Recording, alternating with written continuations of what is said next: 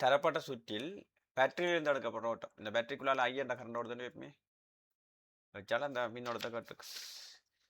I என்றால் மொத்த மின்னியக்கு விசையின் மொத்த தடை என்று போடலாம். சரி, ரைட். உட்தடை இல்லைன்றபடியால் ஈக்கு கீழே இந்த ஆறுன்றது மொத்த தடை. அந்த சுற்றில் இருக்கிற விளைவில் தடையை நான் கண்டுபிடிக்கணும்.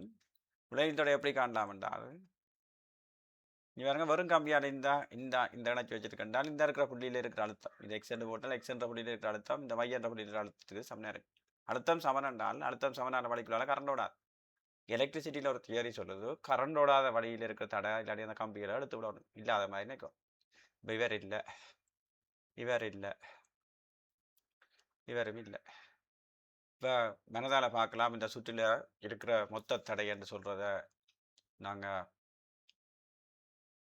R' என்று எடுத்தால் ரைட். இது நாங்கள் பண்ணோம்னா மினிக்கு சிங்கிள் மொத்த தடைன்றது R' என்று போடலாம். இந்த R' பிரமாணம் என்ன இருக்கும் என்றால் 1 2 3 4 5 5 6 இங்கே ஒரு 5 6 இங்கே ஒரு 5 6 இங்கே ஒரு 5 6.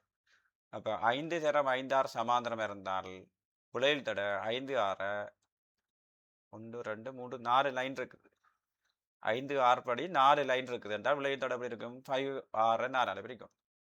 சரி, ப்ளஸ் இந்த தடையும் அதோட செயற்படும் R. இதை கூட்டினால் 9 6க்கு 4 வரும் விளைவில் தடை. அதை இதில் தூக்கி போட்டால் வரும் கரண்ட்.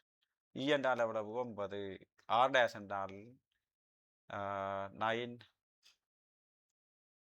R/4 வரும்.